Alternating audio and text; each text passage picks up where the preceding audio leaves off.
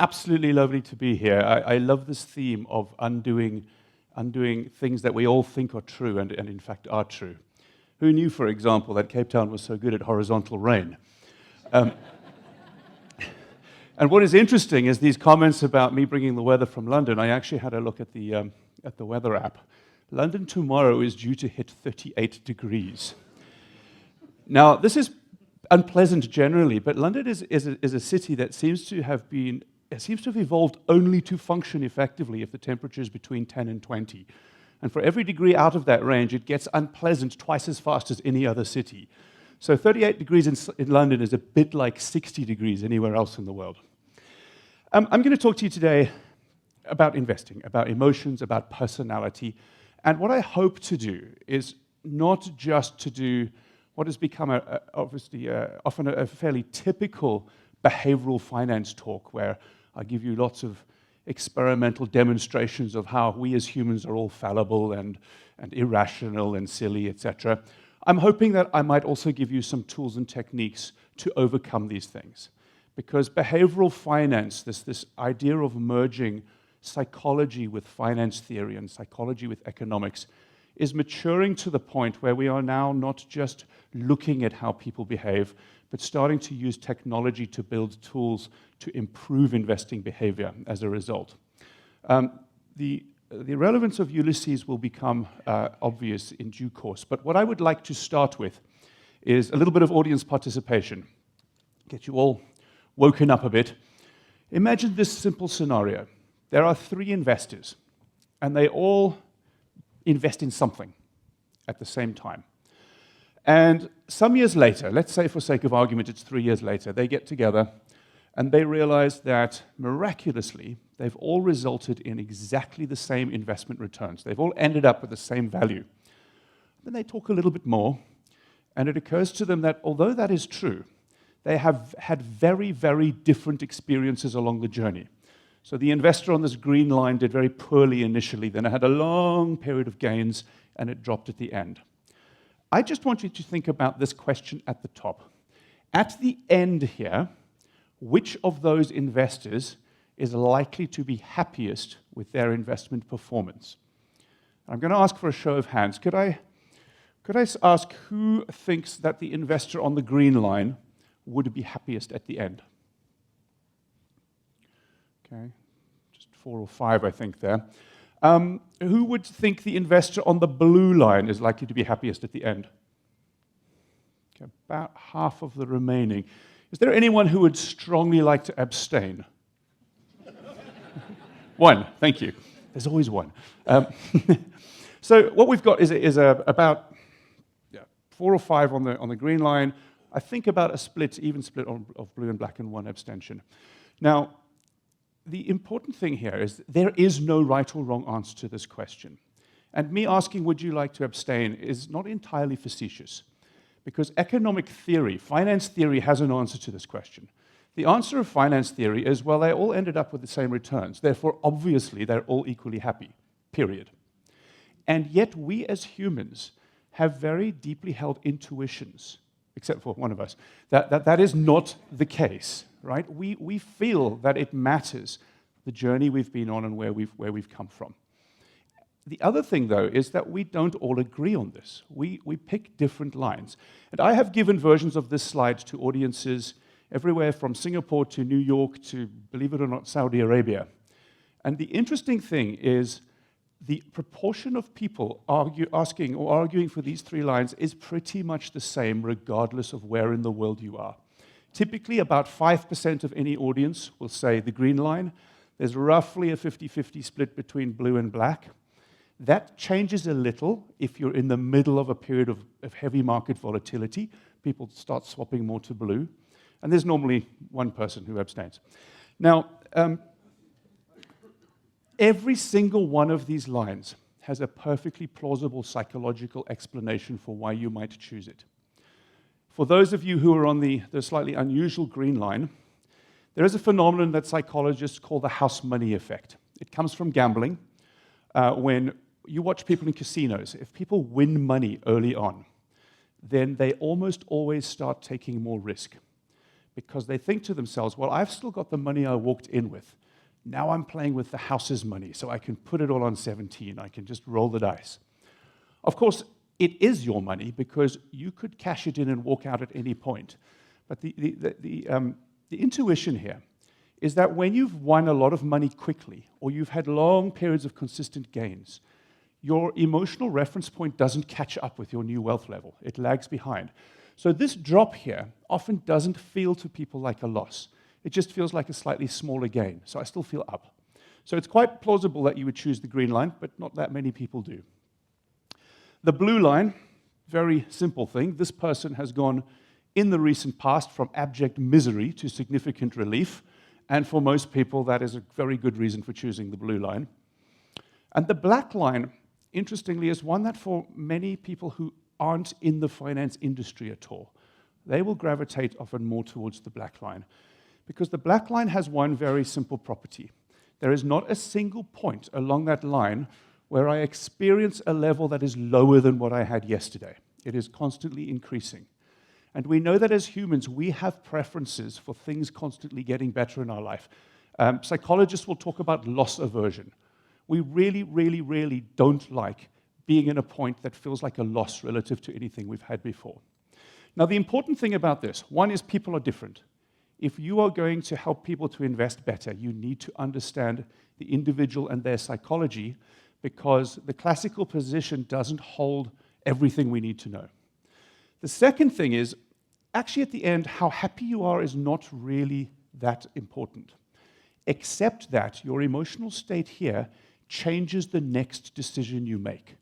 Our investing decisions are very, very heavily influenced by what we feel right now, by our emotional state right now. And as much as we might like to think that we make every investment decision by rationally weighing up the risk-return trade-off, the fact is an awful lot of our investment decision is based on a simple question: how do I feel about this right now? What does my gut tell me?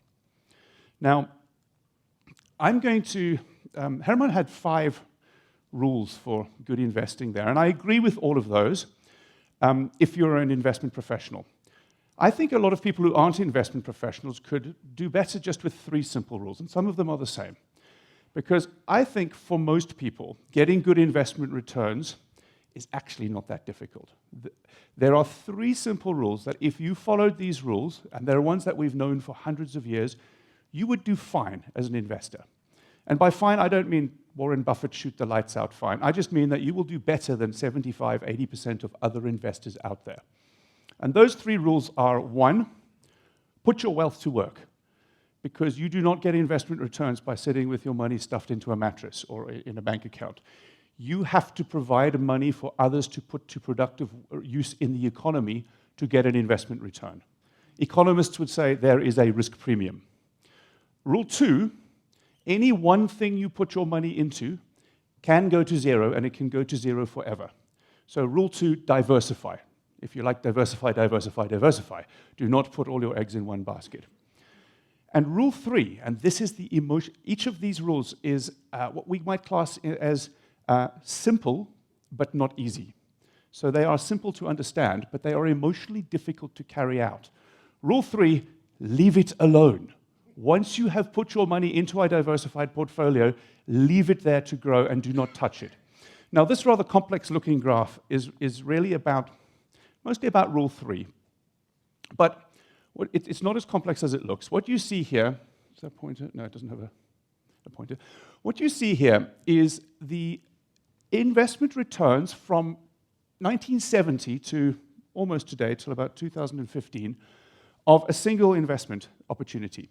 This is the MSCI World Equity Index. It is stocks and shares from every developed market, stock market around the world. Very, very highly diversified across geography, across sector, across all sorts of things. But it is 100% equity, so it is extremely risky. Now, when I used to work in a bank and I would show this slide, I would have to slather the entire presentation with things like past performance is no indicator of future returns, and markets can go down as well as up, etc. Because this is a risky thing to suggest. What you see along the long diagonal is dates at which you could have bought this index, and along the top are dates at which you could have sold it. And in between, in this heat map, every dot in there gives every possible combination of buy date and sell date, so you can see the historic returns. So just to make this absolutely clear, if I bought this index in 1975, I held it for 20 years and I sold in 1995, that little green dot in there has a value of 12%. You would have got, on average, 12% per year, every year for 20 years, had you bought that investment. Pretty good outcome. Now, the interesting thing here is there's a lot of green and there's a lot of red, but there's less red than green. The red is all, you can see here the effects of the 1970s stagflation recession. We can see the bursting of the internet bubble here, the financial crisis here. The important thing about the red is it all is clustered along that long diagonal. What does that mean?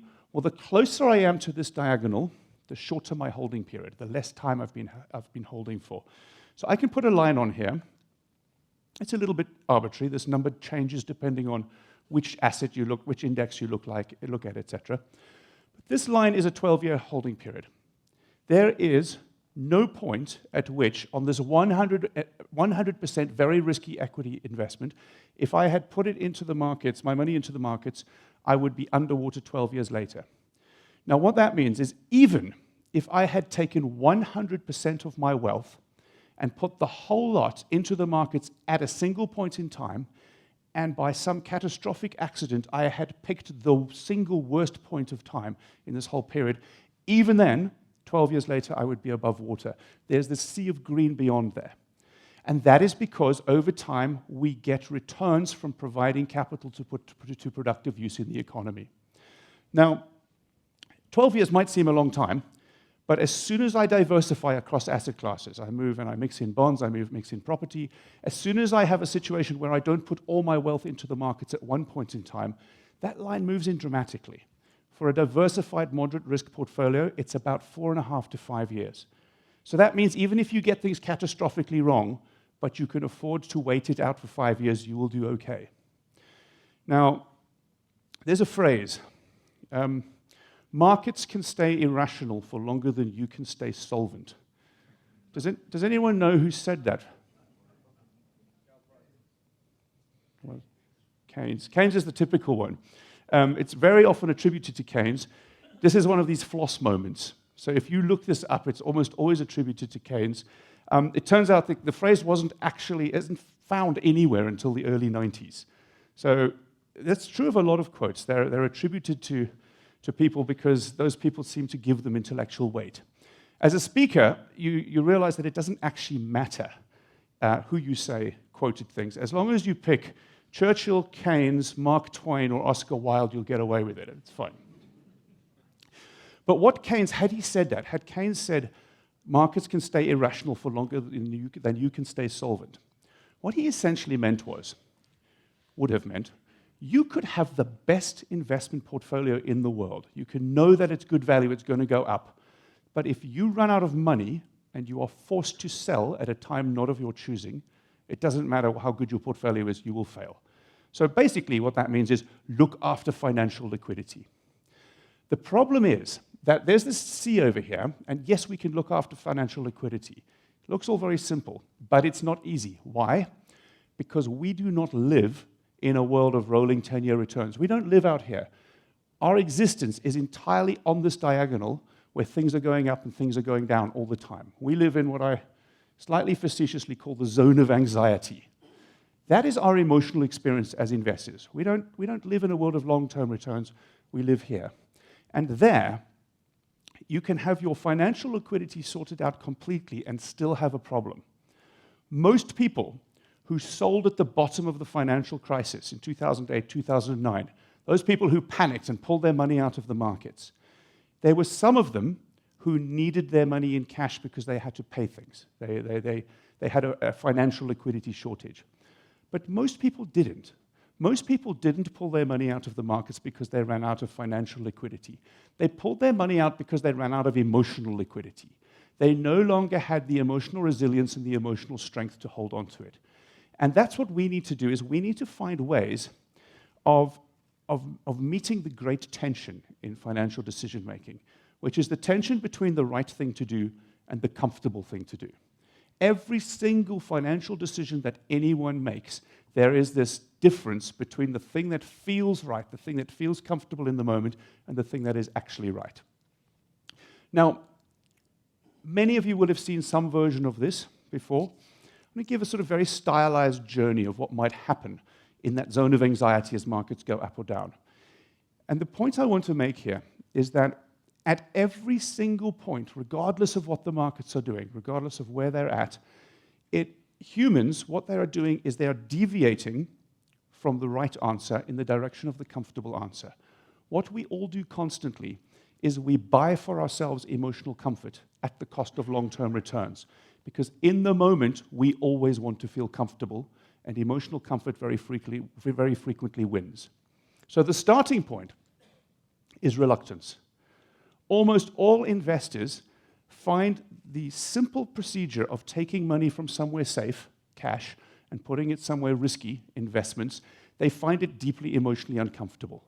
So people very often sit on cash that they don't need for the next 5, 10, 15 years. They sit on cash because they are too emotionally uncomfortable to get invested.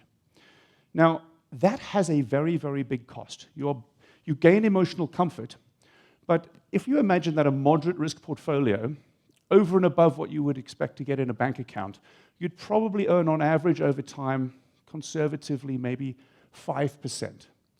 If you are reluctant to put your money to work, you are effectively giving away 5% per year, every year, simply to enable you to sleep better at night. There are much, much cheaper ways of achieving that, particularly if you're over 40 and you can reach for the red wine with complete equanimity now. What brings people out of reluctance? What makes people comfortable taking cash and turning it into an investment? We'd like to think it's a well-constructed portfolio that has a risk-return trade-off that is suitable and appropriate, and the numbers all pan out. People do not buy risk-return trade-offs. People buy stories. They buy narratives. And so as we go up here, one of those stories is, well, the world is a nice place. Now I'm happier getting out of investments. But other stories we hear are, ooh, this investment's going up. Their past performance is really good. That now gives me the emotional comfort to get that cash invested. Other ones, the flossing of the investment world. I buy that company because its headquarters are housed in my hometown. So I know it well. I know whether that company is going up or down. Or I buy that company because I like its products. I use its products, therefore the company is going to go up in value. These are extremely bad reasons for buying any investment. And yet, what they do is they provide comfort to people, and so people reach for things that are familiar. They reach for things that feel good to them. And as time goes up, what they're effectively doing is they're buying into investments for emotional reasons that will change the risk-return ratio, that will make things effectively have a financial cost to them. And at the top here, the comfortable thing, or the uncomfortable thing at that point, is no longer sitting in cash. At that point of irrational exuberance at the top, the uncomfortable thing is sitting at the dinner party table on Saturday night while all your friends have been telling you how well they've done from their investments over the last 3 years. And you're feeling like the muppet who's sitting on the side not investing. So I've got to get in. We turn the corner. This is going to sound like a very psychobabbly term to put up there, denial. But there's a huge amount of evidence for this. If there was a study done on 60 or 70,000 investors in the US, people who invest on their own account, online brokerage stuff, and they looked at a very simple thing. How frequently are these people logging in to check the value of their accounts? And it turns out that when markets are going up, people start logging in more and more frequently because every time they do, they get great news about how much wealthier they are and how, what a great decision makers they are. And when the markets tail off, people stop. We all start to shield ourselves from information that we don't want to hear at the moment it is most useful to us. Now, psychologists will call this not in investing, but in consumer psychology, there's a term called post-purchase confirmation bias. So if you have bought a big-ticket item, you've bought a house, you've bought a car, you've bought an artwork, you really, really don't want to learn that that was a bad purchase, that that brand was bad, that the car company is going down.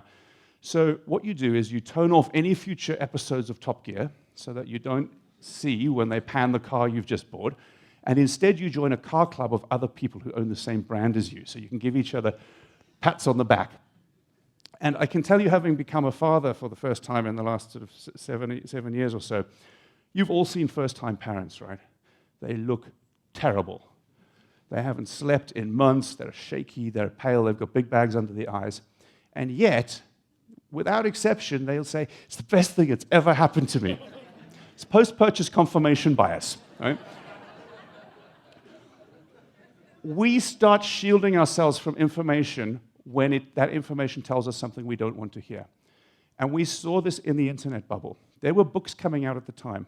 Dow, 40,000. Dow, 60,000. There was one that came out just before which had Dow 100,000 in the title. I actually have a copy of this thing. Now, what is interesting is we all know that the whole internet bubble was based on vapors. It was based on nonsense, right? The new valuation metrics, etc. And so you would think if you picked up one of these books, it would just be nonsense, right? It's just ridiculous. Except that they're not. So having got I've got two of these books, and I haven't read them all cover to cover, but you look into it, and actually they're fairly well written, well-reasoned, articulate, complex, sophisticated arguments for complete nonsense. Because as humans, if we have decided that we want to believe something, we are capable of constructing incredibly sophisticated arguments for ourselves as to why we are right. And that is the confirmation bias, and we need to get over it.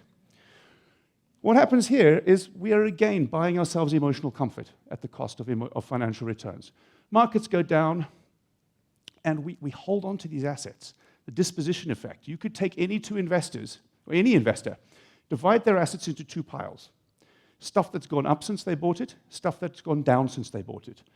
I guarantee you, if you look at how long have they been holding on to each of those piles on average, that investor, every investor, will be holding on to the stuff that's gone down on average for longer than the stuff that's gone up. Because it is psychologically painful to take a paper loss and turn it into a real loss. You have to admit that you were wrong. You have to take the loss. And this happens as we go down. We had fear, we have panic, desperation, and people end up holding on to these losing assets. Why does the housing market volume dry up when prices start dropping? Property markets do something very interesting. They rise, and then they kind of level off, and no one likes to sell their property at a mental loss. So they actually go, I'll just take it off the market until the markets recover. So the volume price dynamics of property markets is very, very interesting. Something else happens here, though. I'm reluctant to sell at a loss, but eventually my reservoir of emotional liquidity runs dry, and I panic, I capitulate, I sell at the bottom. Now, a classical finance professor would stand here and say, well, that's just stupid. That's irrational. We told you it's buy low, sell high, right? Not the opposite. I would say to you there is nothing irrational about selling at the bottom of the market because you get something very real in return. If you have lost 25% of your wealth on the way down and you don't know how much further it's going, and you're worried that if it goes any further, you're going to have to sell the house, sell the car, sell the kids, there's nothing irrational about capitulation. It's just phenomenally expensive because you've lost all of that on the way down, and you cannot go from capitulation back to optimism. You first have to go through despondency, depression, apathy, indifference, and we finally end up back at reluctance.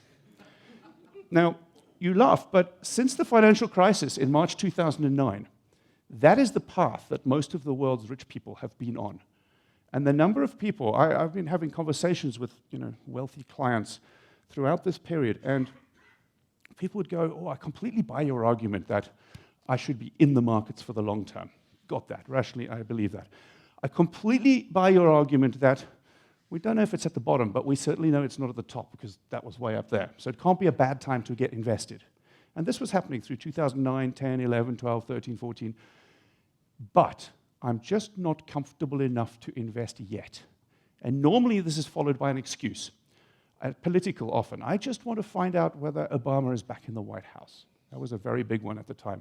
I want to wait until I've heard Mario Draghi's next interest rate announcement, as though these things are going to erase the uncertainty in the world. And what happened was investors, lots of wealthy investors, but quite a lot of corporates as well, went lurching from one excuse to another, despite saying, I completely understand the rational reason I should get invested, and staying out of the markets. And that didn't cost them the 4.5%, 5% of reluctance. Over that period of time, that was costing people 12 to 13% compounded per year over a 7 or 8 year period. The amount of money that was not made for behavioral reasons following the financial crisis is absolutely enormous. Now, what we have to realize here is that there are different things going on. If I start investing here, there's some sort of distribution of where I'm going to get to. I might end up with a bad outcome, I might end up with a good outcome, and depending on how risky my assets is, that will be smaller or narrow. That's what we would call risk, the risk of ending up in a bad outcome. What also matters for investors is how I get there, because we don't get to that distribution of assets by following a straight line. We get there in that sort of a way. And we need to distinguish between the destination and the journey, between risk and volatility, between what psychologically I would call my willingness to take risk tolerance, and my composure, my degree of emotional ability to cope with the ups and downs of the markets. And if we can do that, and my language won't entirely align with the momentum language, but the outcome-based investing there is about understanding how I separate where I'm headed from the stuff that I need to stomach along the way, and understanding that there are different measures that we need to be controlling for.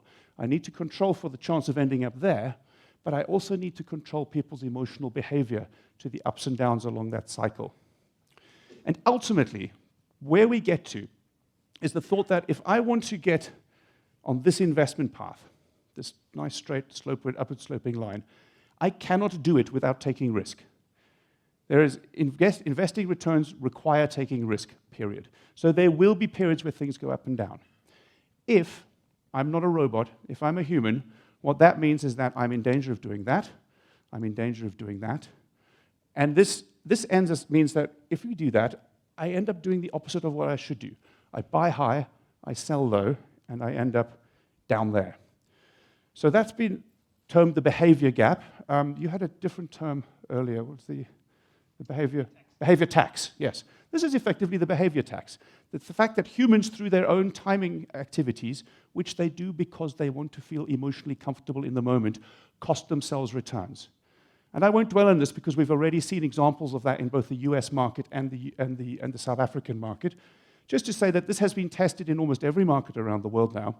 And it is fair to say that on average, the average investor probably costs themselves relative to a simple put your money in, buy and hold, leave it alone strategy.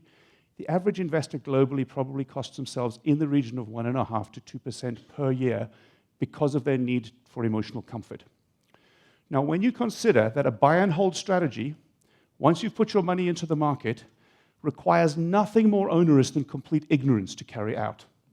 The fact that the average investor underperforms complete ignorance by 1.5% per year, I think should give us all pause for thought. I want to make sure that people don't end up on the red path. And the story of classical finance is we need to maximize risk-adjusted returns. This is the right thing to do. This is the optimal thing for you to do. Turn off your emotions. Get rid of them. We don't need them. Which is all very well, except it's impossible. We are humans. We have emotional responses. So we have to take a middle path. What if, instead of trying to tell people what the optimal risk-adjusted returns thing to do was, I was able to give them tools and techniques that sort of smoothed out the highs and lows. Maybe I shaved off a bit here, so we didn't hit the real emotional high here. And I particularly shaved off a bit here, so we didn't hit the real emotional low. Now, what is interesting about that, if we do that, it might mean that I stay on the green line and I don't flip down to the red line. But it comes at some cost, because I'm giving up some theoretical optimality. And we can think of that as emotional insurance. And different people need different amounts of emotional insurance because some people have lower composure than others. Some people are more impulsive than others. But really, this is what we should be striving to do. Most investors, I would probably say all investors, don't actually want maximum risk-adjusted returns. What investors want is the best possible returns they can get relative to the stress, the anxiety, and the discomfort they're going to have to endure along the journey. We should stop trying to maximize risk-adjusted returns and instead try to maximize anxiety-adjusted returns, because that gets people to the best outcome they can actually realistically achieve, rather than point them at perfection and then watch them fail miserably. Now, Ulysses. This is, I promise there is a reason for the gratuitous nudity here. This is a painting of Ulysses and the Sirens. When Ulysses is sailing home from Troy, it takes him an awful long time to get back, and he encounters various adventures on the way. One of them is he sails past the island of the Sirens. And the Sirens are these sea nymphs that sing incredibly beautiful songs, and no sailor has ever been able to resist. They get whipped up into a frenzy of excitement, and they jump overboard, and they die. Now, this is a fairly classical decision problem. I mean, not one that many of us are going to find ourselves in, to be fair, but it's an extreme one. But Ulysses wants to know what the optimal thing to do is. What do I do here? The classical risk-adjusted returns solution to this is fairly obvious. You want to hear the sirens call because you've heard it's beautiful. An economist told you it would give you utility. And so you want to hear the sirens call, and so you listen to it. And then you exert your steel willpower, and you say, "Thank you very much, sirens, that was lovely," and you sail on home. Unlike, however, all of classical finance theory, Ulysses knows he's human. He knows he's fallible, and he knows he is likely to succumb to temptation. So what he does is he takes steps in advance to protect himself from his own future self, who is going to be emotionally charged and worked up. So he gets his crew to bind him to the mast with ropes, so he can hear the sirens call, but he cannot budge. And so this is the emotional insurance. At some cost to himself, he is preventing himself from doing something stupid. His crew all have to block up their ears with beeswax, so they are immunized against the siren's call. And what they've done is they've used tools, decision prosthetics, in order to help to improve their own decision-making. And what I'm going to look at for the next 15 minutes or so before finishing is some of these tools that we might deploy in our own lives, possibly our investing, but possibly more broadly, that build on this notion. We don't have to use ropes and beeswax anymore. We can do something a bit more sophisticated than that, of how we can take our behavioral knowledge and start to make better decisions as a result. The more I show this slide, and I've been using it for some time because I think the allusion to what we should be doing with applied behavioral finance is very, very close. We need to be building tools to narrow this gap between the right thing to do and the comfortable thing to do. However, I will say that the more I show the slide, the more I wonder how blocking up your ears with beeswax entirely solves the temptation issue here. The first thing that Ulysses needed to know in order to make a good decision there is he needed to know his objectives. He needed to know his goals. And again, here there's a very direct parallel to the outcome-based approach of momentum. Ulysses, it was pretty clear. I'm going home from Troy. I want to get to Ithaca. I don't want to die a death on the rocks. That is my goal. In financial decision-making, it's not actually always that clear how I separate my current emotional state from my actual true long-run objectives. And we saw that in the chart I really started from at the beginning. Black line, blue line, green line. Your emotional state at the end there is just how you feel. And it is almost impossible for us as humans to separate how I feel today from how I feel about what I really want long-term. And to do that, we have to use tools. We have to use these decision prosthetics. And I'll just give you one example as to how difficult it is to answer what is probably the most fundamental objective of finance is, how much risk am I prepared to take in order to get a higher return? What is my risk tolerance? And there's a whole bunch of questions like this in profiling tools that you might see. If you come across them, run a mile. But I'll just give you one example. Imagine you bought $6,000 worth of stock from a company that's gone bankrupt, and you're given two alternatives to recover your money. This is from a published academic paper done in the early to mid-90s. Do you choose A or B? If you choose A, you get 2,000 of your 6,000 back for certain. If you choose B, there's a 1 in 3 chance you get all 6,000 back, but a 2 in 3 chance you get nothing back. Just out of interest, who would take B here? Okay, about maybe 15%. Experimentally, not with financially sophisticated individuals, but experimentally they saw around 90% of people choose A. You think, well, that's kind of interesting. People on average are risk averse. I'd rather go for a bird in the hand than two in the bush, etc., etc. The real point of the experiment was that there were two groups. This was the control group. The other group of individuals was given the same problem, but two different outcomes to look at. They didn't have to choose A and B. They had to choose between X or Y. If you choose X, you lose $4,000 of your $6,000 for certain. See where this is going, right? If you choose Y, there's a 1 in 3 chance you lose nothing and a 2 in 3 chance you lose $6,000. If we, as humans, are able to introspectively assess our own stable risk tolerance, if we know what we want, if we're not just going to be pushed around by some experimenter changing slightly the wording of the outcomes, then of course what we should see is if 90% of people go for A, then about 90% of people should go for X. They are the same thing. Of course, I wouldn't be showing it to you if that was the case, but I think it's difficult to overstate the importance of this. Fully 1/4 of the population swap from being risk-averse to being risk-seeking just when you change the wording of the questions. So actually determining our own level of risk tolerance or the level of risk tolerance of your investment clients is not easy. At Oxford Risk, we used psychometric questions to get there. It can be done, but you have to be very careful in assessing objectives. The other problem in assessing objectives is even if I have assessed your risk tolerance right, it's a measure of your personality. It tends to be quite constant through life. Sometimes it drifts a little bit downwards with age. Sometimes it drifts a little bit upwards as people get wealthier. But it's difficult to predict that in an individual. So broadly speaking, once I know someone's risk tolerance, the best assumption is they've got it for life. However, that does not define the right level of risk to take, because along the way, we've got changing circumstances. Out here, people are young, they're earning money, they've got capacity because they've got human capital to draw on. Over here, people are approaching retirement, they've got a human capital liability, they've got future spending to fund. In order to determine the right target for someone, we not only need to know their risk tolerance, but we need to understand their spending goals very, very deeply. And only when we've gone through that process are we able to say, here is the logical, rational, right answer for you. And then we still have to go into the second step, which is how do I make you comfortable with that answer?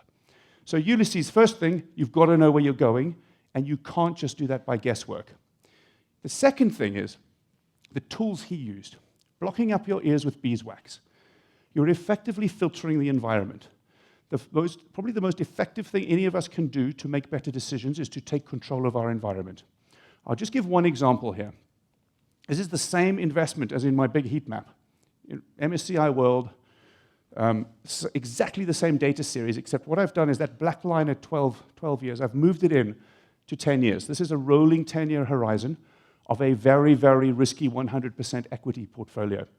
Except that when I look at it through a rolling 10-year lens, it doesn't look that risky. Now, most investors have a time horizon, which is how long can I afford to invest for before I'm forced to pull the money out. That is at least 5, possibly 10, often very much longer. This is the right framing of information for most investors, to look at it through the long term. Only very briefly, in the biggest moment of cataclysmic catastrophe that any of us have lived through in the markets, does this very risky asset in a 10-year returns just fractionally drop below zero. And the right conclusion to take from that is not the one that most people took, which was, hang on, you told me my portfolio, you told me long-term investing works, my portfolio is a shade down on where it was 10 years ago, panic. No, the right conclusion to take from that is simply don't sell now. Here's the problem. When we pick up the newspaper, we never see rolling 10-year returns. We see, at best, rolling 1-year returns. Very often we see, how did your investment do since last week? What has this thing done since yesterday? Now, I'm going to take the best case here. The same data viewed through a rolling 12-month returns looks like that. That is what we have an emotional response to. And we go from the mid-80s thinking, wow, I put my money in this thing 12 months ago, I'm up 75%, I'm a genius. I better put more money in it. if you had bought the MSCI World in March 2008 and sold in March 2009, your total returns will be in the order of minus 50%. Now, I challenge anyone to experience returns of minus 50% and not have an emotional response to it. Okay? It cannot be done, and it changes the next thing we do. So the first thing we all need to do is to find our beeswax. What can we do to change the environment such that, and here is the single rule, such that the information I look at is matched to my objectives. If I'm trying to achieve something over 10 years, look at information that is aligned to a 10-year horizon. If I'm trying to achieve something for my total wealth, stop looking at the detail before I look at the big picture. And there's a lot of simple rules that we can use to recraft information that simply narrows this gap between the right answer and the comfortable answer. The second thing Ulysses did, tied himself to the mast. What he effectively did was he took decisions away from his future self, who he could not trust because he knew he was going to be worked up, and he gave them to himself now in a time of comfort, of time of calm reflection. And this is something I think all of us should develop for ourselves. Any set of decisions that is important to you, it may be investing, it may be fitness plan, it may be diet plan, it may be whatever, sit down and do the work to write down what am I trying to achieve, what can I control in my environment, where do I give myself the right to make those decisions and not make those decisions. Warren Buffett talks a lot about the circle of competence. It's that circle of things that you know about and you're justified in believing you know about. He quotes CEO Lee Iacocca as saying, I'm not that smart. I'm smart in spots, and I stick around those spots. If you genuinely know where your circle of competence is, that's where you have a license to make decisions. The rest of it, stop making decisions there, because you're only going to make bad ones. Now, I have my own decision constitution. It's a written down set of rules that I've developed over the years that I use as my ropes. This is the set of rules that I use to govern my own investment decision making. My circle of competence, there's various ways of doing this, but a simple way, take a piece of paper, draw 3 columns and go, stuff I know about, stuff I definitely don't know about, stuff I'm not sure, and then try to take various things about your investment decision making and put them in those columns. And do it thoughtfully, take time over it, and then give it to someone who knows you well and see if they agree. And over that time, you can basically start to have a framework for, here's the stuff where I allow myself to make decisions fast because I'm justified. Here's where I outsource the decisions, and in the middle is where I do more work. Now, I came to the conclusion years ago that I have absolutely no ability whatsoever to predict currency movements. If I'm honest, I have doubts as to whether anyone has the ability to predict currency movements, but I certainly know that I don't. So one of my rules is quite simple: thou shalt not take currency positions. And for a while, that was a tough thing to follow through on, and it just became habit, and then it became easier. The more things that we can automate, an awful lot of investment decision-making is housekeeping. Rebalance your portfolio. Look at your tax loss at the end of the year. Make sure that you don't have excess money sitting in your savings account doing nothing. Put it to work. These are things that you can just start to put into rules and put reminders in your calendars and just automate your behavior. And contingency plans. In investing, it is not a question of if markets are going to drop. It is an utter certainty that markets will drop. And if we know something that will happen for certainty, we might not know when, but we can put in place a contingency plan so that when it happens, we're not flailing around emotionally. The more you can do this, take decisions away from your future self and give it to yourself now, the better decision makers that we will be. And this brings us to Mike Tyson. Which is interestingly, I didn't know that was coming up today, but it's a phrase I very often use. The more sophisticated military phrase is no strategy survives first contact with the enemy. But I think everyone's got a plan until they're punched in the mouth is probably just as good. The decision constitution is valuable, but any plan, any constitution, any set of rules, any corporate strategy, we need to treat carefully.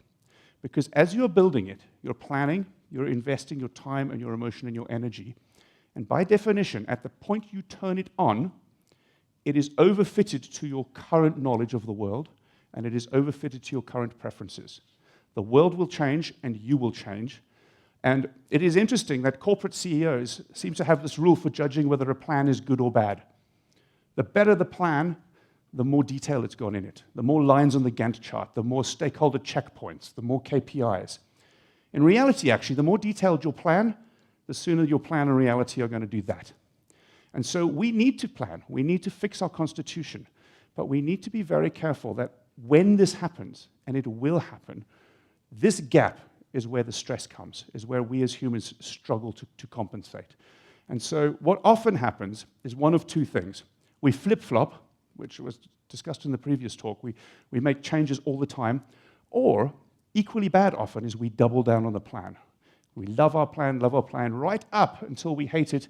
We fire someone, we terminate, and then we typically say, well, that would never happen here. Now, that was so-and-so. They weren't really that smart. And then we rinse and repeat. So decision-making has tough trade-offs to make. We have to think about how we put structure and a plan in place, but we also have to be prepared to constantly check that reality and check their plan.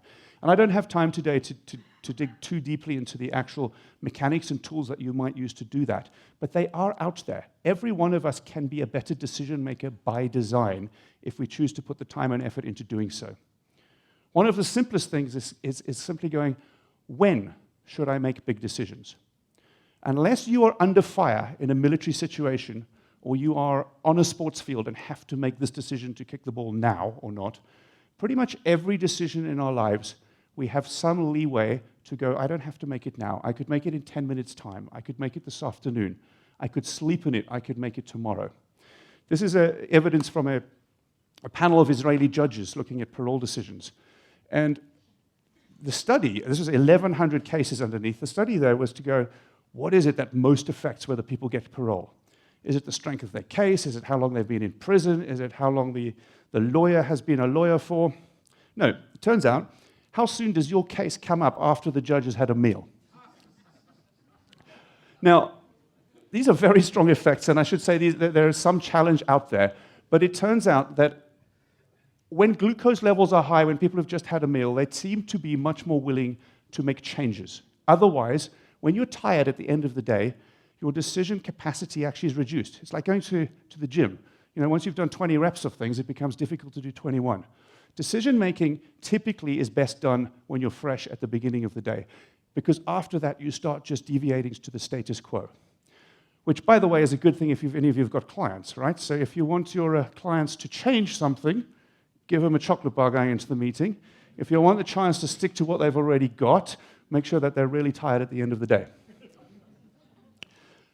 The last thing we want to do, and I wanted to have a little equal opportunities nudity here, so I put Da Vinci in.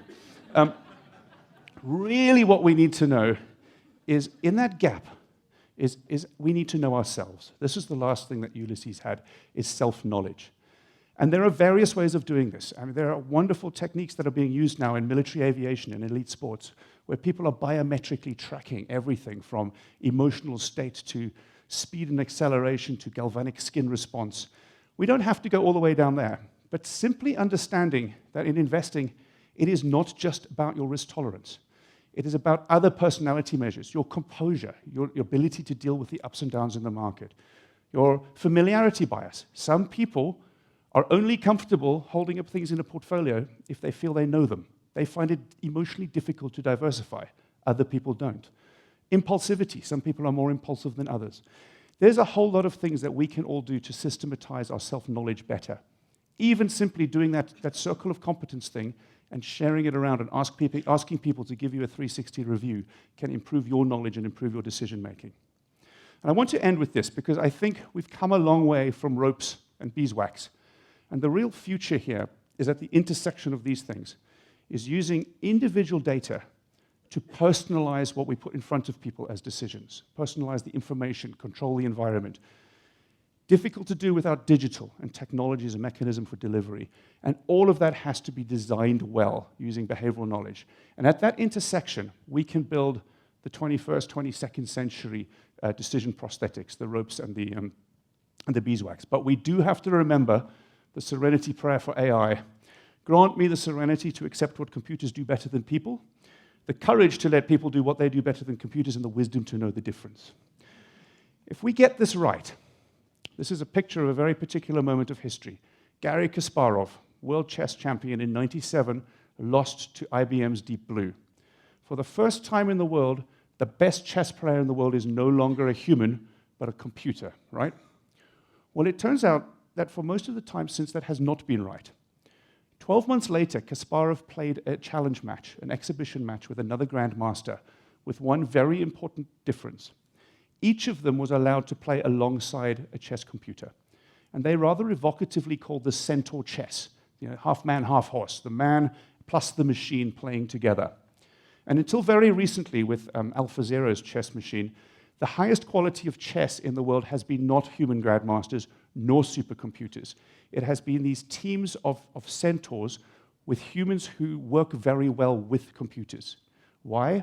Because there is stuff that humans do well, and there is stuff that computers do well, and it's not the same stuff. So if we do this right, if we design it well, we build the centaur with the speed and the strength and the power of the horse, the data processing of the machine, etc. But we also get the empathy and the ability to deal with ambiguity and the values of the human, which can add to any investing discussion. If we get it wrong, if we design it badly, we get the very much less useful reverse centaur. Thank you very much.